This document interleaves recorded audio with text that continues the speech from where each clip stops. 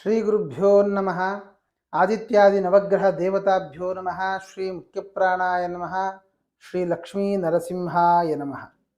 ಪ್ರತಿ ಮಾಸದಂತೆ ಡಿಸೆಂಬರ್ ತಿಂಗಳ ಭವಿಷ್ಯ ಹೇಗಿರಲಿದೆ? ಕಾರಣ ಚರ್ಮ ವ್ಯಾಧಿಗಳನ್ನು ಪರಿಹಾರ ಮಾಡುವಂತಹ, ಸಕಲ ಸಂಪತ್ತನ್ನು ಕೊಡತಕ್ಕಂತಹ ಎಂತಹ ಕಷ್ಟದ ಸಮಸ್ಯೆ ಇದ್ದರೂ ಅವನ ಆರಾಧನೆಯನ್ನು ಮಾಡಿದರೆ ಎಲ್ಲ ವಿಧವಾದ ಸಂತೋಷವನ್ನ, ಸಂತೃಪ್ತಿಯನ್ನ, ಸಂತಾನವನ್ನ, ಸತ್ಸುಖವನ್ನ ಕೊಡುವಂತಹ ನಾಗರ ಪಂಚಮಿ, ಚಂಪಾ ಷಷ್ಠಿ, ಜೊತೆಯಲ್ಲಿ ನಮ್ಮ ಎಲ್ಲ ಕಷ್ಟಗಳನ್ನು ಪರಿಹಾರ ಮಾಡುವಂತಹ ಸಾಡೆ ಸಾತಿನ ಶನಿಯ ದೋಷವನ್ನು ಪರಿಹಾರ ಮಾಡುವಂತಹ ಹನುಮದ್ ವ್ರತವೂ ಕೂಡ ಈ ಮಾಸದಲ್ಲಿ ಬರಲಿದೆ. ಹಾಗಾದರೆ ಈ 12 ರಾಶಿಗಳಲ್ಲಿ ಸಾಡೆ ಸಾತಿರುವಂತಹ ರಾಶಿಯವರು ಏನು ಮಾಡಬೇಕು? ನಾಗದೋಷ ಇರುವಂತಹ ಜಾತಕದವರು ಏನು ಮಾಡಬೇಕು? ಸಂತಾನ ಇಲ್ಲದವರು ಯಾವ ಆರಾಧನೆ ಮಾಡುವುದರಿಂದ ಸಂತಾನವಾಗುತ್ತೆ? ಈ ಮಾಸವನ್ನು ನಾವು ಹೇಗೆ ನಮ್ಮ ಜೀವನದಲ್ಲಿ ಅಳವಡಿಸಿಕೊಂಡು ಅದನ್ನು ಉಪಯೋಗಿಸಿಕೊಂಡು ಅವರ ಅನುಗ್ರಹವನ್ನ, ನಾಗದೇವರ ಅನುಗ್ರಹವನ್ನ, ಸ್ಕಂದನ ಅನುಗ್ರಹವನ್ನ, ಹನುಮಂತನ ಅನುಗ್ರಹವನ್ನ ಪಡೆಯುವ ಮುಖಾಂತರ ಶನಿ ದೋಷಾದಿಗಳನ್ನ, ನಾಗದೋಷವನ್ನು ಪರಿಹಾರ ಮಾಡಿಕೊಳ್ಳಬಹುದು. ಇದೆಲ್ಲವನ್ನು ಕೂಡ ನಾನು ನಿಮಗೆ ತಿಳಿಸ್ತೇನೆ. ಮಿಥುನ ರಾಶಿ. ಮಿಥುನ ರಾಶಿಯವರಿಗೆ ನಾನು ಮೊದಲಿಂದನೂ ಹೇಳ್ತಾ ಬರ್ತಾ ಇದ್ದೇನೆ, ಗುರುಬಲ ಇಲ್ಲ, ಆದರೆ ಶನಿಯ ಬಲ ತುಂಬ ಚೆನ್ನಾಗಿದೆ. ಗುರುಬಲ ಕಡಿಮೆ ಇದ್ದರೂ ಶನಿಯ ಪ್ರಭಾವದಿಂದಾಗಿ ಅವರು ಅನ್ಕೊಂಡದ್ದನ್ನು ಸಾಧನೆ ಮಾಡ್ಬೋದು. ಅಲ್ಲಿ ಹೇಳುವಾಗ ಲಗ್ನಸ್ಥೇಶು ಸಸತ್ಸು ಇನಾದಿಷು ವದೇತ ತದ್ದೇವತಾನುಗ್ರಹಂ.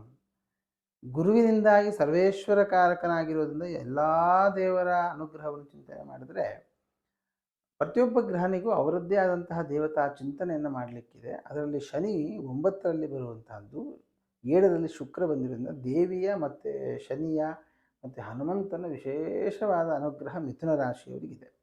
ಹಾಗಾಗಿ ಮಿಥುನ ರಾಶಿಯವರು ತುಂಬ ಕಷ್ಟ ಬರ್ತಾ ಇದೆ, ಹಣಕಾಸಿಗೆ ತೊಂದರೆ ಆಗ್ತಾ ಇದೆ, ಸಂಸಾರದಲ್ಲಿ ವಿಘ್ನಗಳು ಬರ್ತಾ ಇದೆ, ವಿರಹ, ದುಃಖ, ಹೆಂಡತಿ ಅಥವಾ ಗಂಡ ಗಲಾಟೆ ಇದೆಲ್ಲ ಬರ್ತಾ ಇದೆ ಅಂತ ಆದರೆ ನೀವು ತಲೆ ಕೆಡಿಸ್ಕೊಳ್ಳೋದು ಬೇಡ. ದುರ್ಗಾದೇವಿಯನ್ನು ವಿಶೇಷವಾಗಿ ಆರಾಧನೆ ಮಾಡಿ. ಸಾಂಪತ್ತಿಕವಾಗಿ ತೊಂದರೆ ಬರ್ತಾ ಇದೆ, ದುರ್ಗಾದೇವಿ ಕೈ ಹಿಡೀರಿ, ಕಾಲು ಹಿಡೀರಿ. ಆಮೇಲೆ ಗಂಡ ಹೆಂಡತಿಯರ ಮಧ್ಯದಲ್ಲಿ ವೈಮನಸ್ಸುಗಳು ಬರ್ತಾ ಇದೆ, ಖಂಡಿತ ದುರ್ಗಾದೇವಿ ಆರಾಧನೆ ಮಾಡಿ. ಅಥವಾ ಶತ್ರುಗಳು ಜಾಸ್ತಿ ಆಗ್ತಾ ಇದ್ದಾರೆ, ಹನುಮಂತನ ಉಪಾಸನೆ ಮಾಡಿ. ಖಂಡಿತ ಮಿಥುನ ರಾಶಿಯವರೇ ನಾನು ಹೇಳ್ತೇನೆ, ಎಲ್ಲ ಕಷ್ಟಗಳು ಪರಿಹಾರವಾಗುತ್ತೆ. ಆದರೆ ಸರ್ವೇಶ್ವರ ಕಾರಕನಾದ ಗುರು 12ರಲ್ಲಿ ಇರೋದರಿಂದ ನಿಮಗೆ ಇದನ್ನು ಮಾಡುವ ಮನಸ್ಸು ಬರೋಲ್ಲ. ಅದಕ್ಕೇನು ಮಾಡಬೇಕು ನಾವು ಅಂದರೆ, ಪ್ರತಿ ದಿವಸ ವಿಷ್ಣು ಸಹಸ್ರನಾಮವನ್ನು ಚಿಂತನೆ ಮಾಡ್ತಾ ವಿಷ್ಣು ಸಹಸ್ರನಾಮವನ್ನು ಕೇಳೋದು ಅಥವಾ ಹೇಳೋದು, ಅಥವಾ ಮಹಾವಿಷ್ಣುವಿನ ಮಂದಿರ ಏನಾದರೂ ಇದ್ದರೆ ಆ ವಿಷ್ಣುವಿನ ದರ್ಶನ ಮಾಡೋದು, ಇದನ್ನೆಲ್ಲ ಮಾಡಲಿಕ್ಕೆ ನಿಮಗೊಂದು ಪ್ರೇರಣೆ ಸಿಗುತ್ತೆ, ಪೂರಕವಾಗುತ್ತೆ. ಆವಾಗ ಎಲ್ಲ ಕಷ್ಟಗಳಿಂದ ಹೊರಬರೋದಕ್ಕೆ ಅವಕಾಶಗಳು ಜಾಸ್ತಿ ಆಗುತ್ತೆ. ಅದರ ಜೊತೆಗೆ ಹನುಮದ್ ವ್ರತ ಇದೆ, ನಾಗರ ಪಂಚಮಿ ಇದೆ, ಕರ್ಮಸ್ಥಾನದಲ್ಲಿ ರಾಹು ಇರೋದರಿಂದ ನಾಗನ ಒಂದು ಪ್ರಾರ್ಥನೆ, ನಾಗರ ಪಂಚಮಿಯ ದಿವಸ ಒಟ್ಟು ಆರಾಧನೆಯನ್ನು ಮಾಡುವುದರಿಂದಲೂ ಕೂಡ ಈ ಎಲ್ಲ ಸಂಕಷ್ಟಗಳಿಂದ ಹೊರಗೆ ಬರಬಹುದು. ಇನ್ನು ಮಿಥುನ ರಾಶಿಯ ವಿದ್ಯಾರ್ಥಿಗಳು ಯಾರಿದ್ದೀರಿ, ವಿದ್ಯಾಭ್ಯಾಸ ಹೇಗಿದೆ ಅಂತ ನೋಡುವಾಗ ಸ್ವಲ್ಪ ಕಷ್ಟ ಇದೆ. ವಿದ್ಯಾಭ್ಯಾಸ ಎಷ್ಟು ಪ್ರಯತ್ನ ಪಟ್ಟು ತಲೆಗೆ ಹೋಗೋದಿಲ್ಲ, ಅಥವಾ ನಾವು ಓದಿದ್ದೇ ಒಂದು ಆದರೆ ಕ್ವಶನ್ ಬಂದಿದ್ದೇ ಒಂದು, ಈ ತರಹದಲ್ಲಿ ಸಮಸ್ಯೆಗಳನ್ನು ಎದುರಿಸುವಂತಹ ಸಾಧ್ಯತೆಗಳು ಇದೆ. ಆದ್ದರಿಂದ ಏನು ಮಾಡಬೇಕು ನಾವು ಅಂತಂದರೆ, ಹನುಮಂತನ ಒಂದು ವಿಶೇಷವಾದ ವಾಯುಸ್ತುತಿ ಅಂತ ಒಂದು ಮಂತ್ರ ಇದೆ. ವಾಯುಸ್ತುತಿಯ ಮಂತ್ರದಿಂದ ಹನುಮಂತ ದೇವರಿಗೆ ಜೇನುತುಪ್ಪದ ಅಭಿಷೇಕವನ್ನು ಮಾಡಿಸಿ ಆ ಜೇನುತುಪ್ಪವನ್ನು ನೀವು ಸ್ವೀಕಾರ ಮಾಡುವಂಥದ್ದು. ಇಲ್ಲ ನಾವು ವಾಯುಸ್ತುತಿ ಮಾಡಿಸೋಲ್ಲ ಅಂತನ್ನುವಂತಹ ಕೆಲವು ಮಂದಿ ಇದ್ದಾರೆ. ಅಂಥವ್ರು ಏನು ಮಾಡಬೇಕು ಅಂತ, ಒಟ್ಟಲ್ಲಿ ಹನುಮಂತನಿಗೆ ವಿಶಿಷ್ಟವಾದ, ಹನುಮಂತನನ್ನು ಹೊಗಳುವಂತಹ ಮಂತ್ರಗಳು, ಅದು ಹನುಮಾನ್ ಚಾಲೀಸ ಆಗ್ಬೋದು, ವಾಯುಸ್ತುತಿ ಆಗ್ಬೋದು, ಸುಂದರಕಾಂಡ ಆಗ್ಬೋದು, ವಾಟ್ ಎವರ್ ಇಟ್, ನಿಮಗೆ ಯಾವುದಿದು ಹನುಮಂತನ ಸ್ತೋತ್ರ ಅಂತ ಅನಿಸುತ್ತೆ ಆ ಹನುಮಂತನ ಸ್ತೋತ್ರವನ್ನು ಪಾರಾಯಣ ಮಾಡುವಂಥದ್ದು ಅಥವಾ ಆ ಸ್ತೋತ್ರದಿಂದ ಅಭಿಷೇಕ ಮಾಡುವಂಥದ್ದು, ಇದನ್ನೆಲ್ಲ ಮಾಡಿಸಿ ಖಂಡಿತವಾಗಿಯೂ ವಿದ್ಯಾರ್ಥಿಗಳಿಗೆ ಒಳ್ಳೆಯದಾಗುತ್ತೆ. ಇನ್ನು ಹೊರದೇಶಕ್ಕೆ ಹೋಗಿ ಓದಬೇಕು ಅನ್ನುವಂಥವ್ರು ಖಂಡಿತವಾಗಿಯೂ ಕಣ್ಣು ಮುಚ್ಚಿಕೊಂಡು ನೀವು ವೀಸಾ ಅಪ್ಲೈ ಮಾಡಿ, ಖಂಡಿತ ಸಿಗುತ್ತೆ, ಒಳ್ಳೆಯ ಕಾಲೇಜ್ ಸಿಗುತ್ತೆ, ಒಳ್ಳೊಳ್ಳೆ ರೀತಿಯಲ್ಲಿ ನೀವು ವಿದ್ಯಾಭ್ಯಾಸಕ್ಕೆ ಸಂಬಂಧಪಟ್ಟ ಅನುಕೂಲಗಳನ್ನು ಮಾಡಿಕೊಳ್ಬಹುದು. ವಿಘ್ನಗಳಿಲ್ಲ ಅಂತ ನಾನು ಹೇಳೋಲ್ಲ, ವಿಘ್ನಗಳು ಇದೆ. ಆದರೆ ಬರುವ ವಿಘ್ನಗಳನ್ನು ನಾವು ದೇವತಾ ಆರಾಧನೆಯನ್ನು ಮಾಡುವ ಮುಖಾಂತರ, ಜೊತೆಗೆ ನಾವು ಪ್ರತಿನಿತ್ಯ ಧ್ಯಾನ ಪ್ರಾಣಾಯಾಮದಿಗಳನ್ನು ಮಾಡುವ ಮುಖಾಂತರ ಕಾನ್ಸಂಟ್ರೇಷನನ್ನು ಜಾಸ್ತಿ ಮಾಡಿಕೊಳ್ತಾ ನಾವು ದೇವರ ಕಡೆ ಒಲವು ಜಾಸ್ತಿ ಮಾಡಿಕೊಂಡ್ವಿ ಅಂತ ಆದರೆ ಖಂಡಿತವಾಗಿಯೂ ಕೂಡ ಒಳ್ಳೆಯದಾಗುತ್ತೆ ವಿದ್ಯಾರ್ಥಿಗಳಿಗೆ. ಇನ್ನು ಈ ಕುಟುಂಬದಲ್ಲಿ ಕಲಹ ಆಗುವ ಸಾಧ್ಯತೆ ಇದೆ ಮಿಥುನ ರಾಶಿಯವರಿಗೆ. ಅಲ್ಲಿ ಕುಜ ಎರಡನೇ ಮನೆಯಲ್ಲಿ ಬರುವಂತಹದ್ದು, ಅದು ಈ ಷಷ್ಠಸ್ಥಾನ ಆರೋಗ್ಯಕ್ಕೆ ಸಂಬಂಧಪಟ್ಟ ಹಾಗೆ ಸ್ವಲ್ಪ ಏರುಪೇರಾಗುವಂತಹದ್ದು, ಆರೋಗ್ಯದಲ್ಲಿ ತೊಂದರೆ ಆಗುವಂತಹದ್ದು, ಮಾನಸಿಕ ಸ್ಥಿತಿ ಸರಿಯಾಗದೆ ಹೋಗುವಂತಹದ್ದು, ಅದರಿಂದ ಈ ಗಂಡ ಹೆಂಡತಿಯರಲ್ಲಿ ಆಗ್ಬೋದು, ಅಥವಾ ಸಹೋದರರಲ್ಲಿ ಆಗ್ಬೋದು, ಅಥವಾ ಅತ್ತೆ ಜೊತೆಗಾಗ್ಬೋದು. ಒಟ್ಟಲ್ಲಿ ಈ ರೀತಿಯಾದಂತಹ ಕೆಲವು ಒಂದು ವೈಮನಸ್ಯಗಳು ಮನೆಯಲ್ಲಿ ಮಾತಾಗುವ ಸಾಧ್ಯತೆ ಇದೆ.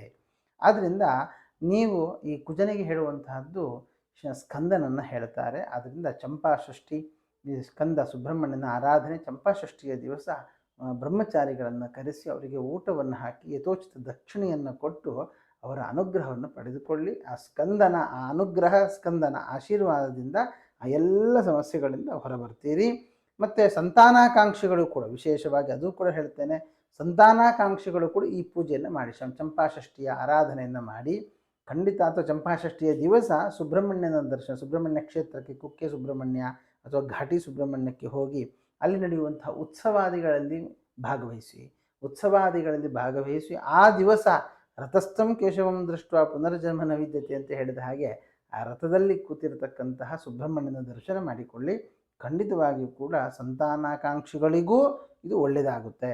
ಮತ್ತು ಮನೆಯಲ್ಲಿ ಕಲಹ ಬರ್ತಾ ಇದ್ದರೆ, ಮನೆಯಲ್ಲಿ ನೆಮ್ಮದಿ ಇಲ್ಲ, ಮನೆಯ ವಾತಾವರಣ ತುಂಬ ತೊಂದರೆ ಆಗ್ತಾ ಇದೆ ಅಂತಿದ್ರೆ ಅಂಥವರಿಗೂ ಕೂಡ ಇದು ಒಳ್ಳೆಯದಾಗುತ್ತೆ.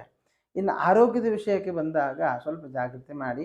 ಅದರಲ್ಲಿ ಚಂದ್ರ, ರವಿ, ಬುಧ ಎಲ್ಲ ಒಟ್ಟಿಗೆ ಇದ್ದಾರೆ. ಹಾಗಾಗಿ ನರಕ್ಕೆ ಸಂಬಂಧಪಟ್ಟ ಸ್ಕಿನ್ ಅಲರ್ಜಿ ಅಥವಾ ಮಾನಸಿಕವಾಗಿರ್ತಕ್ಕಂತಹ ಕಿರಿಕಿರಿಗಳು, ಆತ್ಮಸ್ಥೈರ್ಯ ಇಲ್ಲದೆ ಹೋಗುವಂತಹದ್ದು, ಈ ತರಹದಲ್ಲಿ ಕೆಲವೆಲ್ಲ ತೊಂದರೆಗಳು ಆಗುವ ಸಾಧ್ಯತೆ ಮಿಥುನ ರಾಶಿಯವರಿಗಿದೆ. ಆ ರೀತಿಯಲ್ಲಿ ಕಂಡು ಬಂದಾಗ ಧನ್ವಂತರಿಯ ವಿಶೇಷ ಪ್ರಾರ್ಥನೆಯನ್ನು ಮಾಡಿ, ಅದರ ಜೊತೆಗೆ ಈ ಚಂದ್ರನು ಮತ್ತು ರವಿ ಎಲ್ಲ ಒಟ್ಟಿಗೆ ಇರುವುದರಿಂದಾಗಿ ಆ ರುದ್ರದೇವರಿಗೆ ವಿಶೇಷವಾದಂತಹ ಹಾಲಭಿಷೇಕ ಅಥವಾ ಈ ಕಬ್ಬಿನ ಹಾಲಿನ ಅಭಿಷೇಕವನ್ನು ಮಾಡಿ ಆ ಹಾಲನ್ನು ನೀವು ಸ್ವೀಕಾರ ಮಾಡುವಂತಹದ್ದು ಅದು ಬಹಳ ಒಳ್ಳೆಯದು. ಇನ್ನು ನಾಗರ ಪಂಚಮಿಯ ದಿವಸ ನಾಗನ ಪೂಜೆಯನ್ನು ಮಾಡುವಂಥದ್ದು, ಜೊತೆಗೆ ನಾಗನ ಆರಾಧನೆ, ನಾಗಿನ ಬೆಳ್ಳಿಯ ಪ್ರತಿಮೆಯನ್ನು ದಾನ ಮಾಡುವಂಥದ್ದು ಕೂಡ ನಮಗೆ ನಮ್ಮ ಆರೋಗ್ಯವನ್ನು ವೃದ್ಧಿ ಮಾಡುತ್ತೆ, ಅನಾರೋಗ್ಯವನ್ನು ಪರಿಹಾರ ಮಾಡುತ್ತೆ. ಇನ್ನು ವಿವಾಹಾಕಾಂಕ್ಷಿಗಳು, ವಿವಾಹ ಆಗಿಲ್ಲ, ವಿವಾಹ ಆಗಬೇಕು, ಈ ಥರದ ಯೋಚನೆ ಮಾಡ್ತಾ ಇರುವಂಥವರಿಗೆ ಒಳ್ಳೆಯ ಕಾಲ. ಅದು ಗುರುಬಲ ಇಲ್ಲದೆ ಇರೋದರಿಂದ ಬೇಗ ಸಿಟ್ಟಾಗದೆ ಹೋಗ್ಬೋದು. ಆದರೆ ಅದಕ್ಕೆ ಅಧಿಕವಾದ ಪ್ರಯತ್ನ ಅಥವಾ ಸ್ವಯಂವರ ಪಾರ್ವತಿ ಪೂಜೆ ಅಥವಾ ಬಾಲಗಣಪತಿಯ ಹೋಮ, ಹೀಗೆ ಮದುವೆಗೋಸ್ಕರವಾಗಿರ್ತಕ್ಕಂಥ ಕೆಲ ಪರಿಹಾರಗಳನ್ನು ನಿಮ್ಮ ಜಾತಕ ವಿಮರ್ಶೆ ಮಾಡಿಸಿಕೊಳ್ಳಿ. ಆವಾಗ ನಿಮಗೆ ಸಮಸ್ಯೆಗಳು ಕೂಡ ಪರಿಹಾರವಾಗಿ ವಿವಾಹವೂ ಕೂಡ ಆಗುವ ಸಾಧ್ಯತೆ ಇದೆ. ಇನ್ನು ಈ 8ನೇ ಮನೆಯ ಶನಿ 9ರಲ್ಲಿ ಹೋದ ಕಾರಣ ನಿಮ್ಮ ತಂದೆಯ ಆರೋಗ್ಯದಲ್ಲಿ ಏರುಪೇರಾಗುವಂತಹದ್ದು ಅಥವಾ ತಾಯಿಯ ಆರೋಗ್ಯದಲ್ಲಿಯೂ ಕೂಡ ಏರುಪೇರಾಗುವ ಸಾಧ್ಯತೆ ಮಿಥುನ ರಾಶಿಯವರಿಗಿದೆ. ಅದರಲ್ಲೂ ಕೂಡ ಹೊಟ್ಟೆಯಿಂದ ಕೆಳಗಿನ ಭಾಗಕ್ಕೆ ಸಂಬಂಧಪಟ್ಟ ಹಾಗೆ ಸ್ವಲ್ಪ ಜಾಗ್ರತೆ ಮಾಡಿ. ಅದು ಮೂತ್ರಕೋಶಕ್ಕೆ ಸಂಬಂಧಪಟ್ಟದ್ದಾಗ್ಬೋದು, ಯೂರಿನ್ ಇನ್ಫೆಕ್ಷನ್ಸು ಅಥವಾ ಕಿಡ್ನಿಗೆ ಸಂಬಂಧಪಟ್ಟದ್ದು ಅಥವಾ ಕಾಲು ಸೆಳೆತ ಅಥವಾ ಮಂಡಿ, ಈ ಥರದಲ್ಲಿ ಒಟ್ಟಲ್ಲಿ ಈ ಹೊಟ್ಟೆಯಿಂದ ಕೆಳಗಿನ ಭಾಗಕ್ಕೆ ಸಂಬಂಧಪಟ್ಟಂತಹ ತೊಂದರೆಗಳಾಗುವ ಸಾಧ್ಯತೆ ಇದೆ. ಅದು ತಂದೆಗಾಗ್ಬೋದು, ತಾಯಿಗಾಗ್ಬೋದು. ಕಾರಣ ಅಲ್ಲಿ 4ನೇ ಮನೆಯಲ್ಲಿ ಕೇತುವಿನ ಒಂದು ಯೋಗ. ಅಲ್ಲಿ ಸ್ಪಷ್ಟವಾಗಿ ಹೇಳ್ತಾರೆ, ಬ್ರಹ್ಮಕ್ಷತ್ರ ವಿರೋಧ ಶತ್ರುವಜ್ಯಂ ಕೇತುಸ್ತು ಸಂಸೂಚಯೇತ್ ಅಂತ ಪಾದಕ್ಕೆ ಸಂಬಂಧಪಟ್ಟ ಸ್ಪಷ್ಟ ಫಲ ಹೇಳ್ತಾರೆ. ಅದರಲ್ಲಿ ಕನ್ಯಾ ರಾಶಿ ಆದಾಗಿ ಆ ಕನ್ಯಾ ರಾಶಿಗೆ ಹೇಳುವಂಥದ್ದು ಕಟ್ಟಿ ಭಾಗ. ಹಾಗಾಗಿ ಹೊಟ್ಟೆಯಿಂದ ಕೆಳಗಿನ ಭಾಗಕ್ಕೆ ಸಂಬಂಧಪಟ್ಟ ತೊಂದರೆಗಳನ್ನು ನಾವು ಸ್ಪಷ್ಟಪಡಿಸಬೇಕಾಗುತ್ತೆ. ಇನ್ನು 9ರಲ್ಲಿ 8ನೇ ಮನೆಯ ಶನಿ 9ರಲ್ಲಿ ಬರುವ ಕಾರಣ ಶನಿಗಿಂತ ಸೂಚಿತವಾಗಿರ್ತಕ್ಕಂತಹ ದ್ರವ್ಯಗಳು ಅಥವಾ ದೋಷಗಳು ಅದನ್ನು ಹೇಳಬೇಕಾಗುತ್ತೆ. ಇನ್ನು 10ರಲ್ಲಿ ರಾಹು 10ನೇ ಮನೆಯ ಗುರು ವೇದದಲ್ಲಿ ಬರುವುದು ಕೆಲಸ ಕಳ್ಕೊಳ್ಳುವಂಥದ್ದಾಗಲಿ ಅಥವಾ ಕೆಲಸದಲ್ಲಿ ಸಮಸ್ಯೆಗಳು ಬರುವಂಥದ್ದಾಗಲಿ ಕಂಡು ಬರ್ತಾ ಇದೆ. ಅದು ಯಾರಿಗೆ? ಅದು ನಿಮಗಾಗ್ಬೋದು, ನಿಮ್ಮ ಗಂಡನಿಗಾಗ್ಬೋದು. ಕಾರಣ ನಿಮ್ಮ ಅಥವಾ ಹೆಂಡತಿಗಾಗ್ಬೋದು. ನಿಮ್ಮಿಂದ ಸಪ್ತಮ ಸ್ಥಾನ ಗುರು ಸಪ್ತಮಾಧಿಪತಿ. ಮಿಥುನ ರಾಶಿಯವರು ಹೆಣ್ಣು ಮಕ್ಕಳಾದರೆ ಗಂಡನಿಗೆ ತೊಂದರೆ, ಅಥವಾ ಮಿಥುನ ರಾಶಿಯವರು ಗಂಡು ಮಕ್ಕಳಾದರೆ ಹೆಂಡತಿಯ ಕೆಲಸದಲ್ಲಿ ತೊಂದರೆ ಆಗುವಂಥದ್ದು ಅಥವಾ ಗಂಡನ ಕೆಲಸದಲ್ಲಿ ತೊಂದರೆ ಆಗುವಂಥದ್ದು. ಕಾರಣ ಸಪ್ತಮಾಧಿಪತಿ ಕರ್ಮಾಧಿಪತಿ ಗುರುವೇ ಆಗಿ 12ರಲ್ಲಿರೋದ್ರಿಂದಾಗಿ ಒಂದಿಷ್ಟು ಕೆಲಸದಲ್ಲಿ ಬ್ಯುಸಿಯಾಗಿ ಹೋಗ್ತಾರೆ. ಅದರಿಂದ ನಮ್ಮಲ್ಲಿ ವೈಮನಸ್ಸುಗಳು ಬರುವಂತಹದ್ದು ಅಥವಾ ಕೆಲಸ ಬಿಡಬೇಕಾದ ಪ್ರಸಂಗ ಬರ್ಬೋದು, ಕೆಲಸ ಮಾಡಲಿಕ್ಕೆ ಆಗದೇ ಇರುವಂಥ ಪ್ರಸಂಗಗಳು, ಕೆಲಸದಲ್ಲಿ ಒತ್ತಡ, ಒಟ್ಟಲ್ಲಿ ಕೆಲಸಕ್ಕೆ ಸಂಬಂಧಪಟ್ಟಂಥ ಕಿರಿಕಿರಿಗಳು ಬರುತ್ತೆ. ಆದರೆ ಗುರು ಆದ ಕಾರಣ ಆ ಶನಿ 9ರಲ್ಲಿರುವ ಕಾರಣ ಏನು ಹೆದರಿಕೊಳ್ಳುವ ಅಗತ್ಯ ಇಲ್ಲ. ಹನುಮದ್ ವ್ರತದ ದಿವಸ ಹನುಮಂತ ದೇವರಿಗೆ ವಿಳೆದೆಲೆಯ ಹಾರವನ್ನು ಹಾಕುವಂಥದ್ದು ಅಥವಾ ಹನುಮಂತ ದೇವರ ದೇವಾಲಯದಲ್ಲಿ 108 ಪ್ರದಕ್ಷಿಣೆ ಅಥವಾ 28 ಪ್ರದಕ್ಷಿಣೆ, ಸುಂದರಕಾಂಡ ಪಾರಾಯಣ, ಹೀಗೆ ನಿಮಗೆ ಏನು ಶಕ್ತಿ ಇದೆಯೋ ಆ ಶಕ್ತಿಗೆ ತಕ್ಕ ಒಂದು ಸೇವೆಯನ್ನು ಹನುಮಂತ ದೇವರಿಗೆ ಮಾಡ್ತಾ ಬನ್ನಿ. ಇಲ್ಲ ನಮಗೇನೂ ಆಗೋಲ್ಲಪ್ಪ ಅಂತಂದರೆ ಮನೆಯಲ್ಲೇ ಕೂತ್ಕೊಂಡು ಹಂ ಹನುಮತೇ ನಮಃ ಅಂತ ಹನುಮಂತ ದೇವರ ಮೂಲ ಮಂತ್ರ, ಆ ಮಂತ್ರವನ್ನು ಜಪಿಸಿ ಹನುಮಂತ ದೇವರ ಅನುಗ್ರಹದಿಂದ ಕೆಲಸದಲ್ಲಿ ಆಗ್ಬೋದು, ಮನೆಯಲ್ಲಿ ಆಗ್ಬೋದು, ಮಾನಸಿಕವಾಗಿ ಆಗ್ಬೋದು, ದೈಹಿಕವಾಗಿ ಆಗ್ಬೋದು, ಎಲ್ಲ ಸಮಸ್ಯೆಗಳನ್ನು ಹನುಮಂತ ದೇವರು ಪರಿಹಾರ ಮಾಡ್ತಾರೆ. ಇನ್ನು ಲಾಭಾಧಿಪತಿಯಾದಂತಹ ಕುಜ ನೀಚದಲ್ಲಿರೋದ್ರಿಂದ ಬಂದ ಸಂಪತ್ತೆಲ್ಲ ಕಳೆದುಕೊಳ್ಳುವಂಥದ್ದು, ಅಥವಾ ಇನ್ನೆಲ್ಲೋ ಇಡಕ್ಕೆ ಹೋಗ್ತೀರಾ ಅದೆಲ್ಲ ಲಾಸ್ ಆಗಿ ಹೋಗ್ಬಿಡುತ್ತೆ, ಅಥವಾ ಇನ್ಯಾವುದೋ ಇನ್ವೆಸ್ಟ್ಮೆಂಟ್ ಅಂತ ಮಾಡೋದು ಮತ್ತು ಅದರಲ್ಲಿ ಕಳ್ಕೊಳ್ಳುವಂಥ ಸಾಧ್ಯತೆ ಇದೆ. ಹಾಗಾಗಿ ಮಿಥುನ ರಾಶಿಯವರು ಎಲ್ಲೂ ಇನ್ವೆಸ್ಟ್ ಮಾಡಲಿಕ್ಕೆ ಹೋಗಬೇಡಿ. ಒಂದು ಬ್ಯಾಂಕಲ್ಲಿಡಿ, ಒಂದು ಮನೇಲಿ ಇಟ್ಕೊಳ್ಳಿ, ಅದೇ ನಿಮಗೆ ಸೇಫು. ಇನ್ನು ವೇದದಲ್ಲಿ ಗುರು ಇರೋದರಿಂದ ನಮಗೆ ಒಳ್ಳೆ ರೀತಿಯಾದಂತಹ ಪ್ರಚೋದನೆಯನ್ನು ದೇವರು ಕೊಡ್ತಾನೆ. ಹಾಗಾಗಿ ಒಟ್ಟಾರೆ ಮಿಥುನ ರಾಶಿಯವರಿಗೆ ಎಲ್ಲ ವಿಷಯಗಳನ್ನು ತಿಳಿಸಿದ್ದೇನೆ. ಹಾಗಾಗಿ ಎಲ್ಲಿ ಸಮಸ್ಯೆಗಳಿದೆ ಆ ಸಮಸ್ಯೆಗೆ ಪರಿಹಾರವನ್ನು ತಿಳಿಸಿದ್ದೇನೆ. ಅದನ್ನು ಮಾಡಿಕೊಳ್ಳಿ. ಹನುಮಂತ ದೇವರ ವಿಶೇಷವಾದ ಅನುಗ್ರಹದಿಂದ ಎಲ್ಲ ಕಷ್ಟಗಳಿಂದ ಪಾರಾಗಬಹುದು ಅಂತ ಹೇಳ್ತಾ ಶ್ರೀಕೃಷ್ಣಾರ್ಪಣಮಸ್ತು.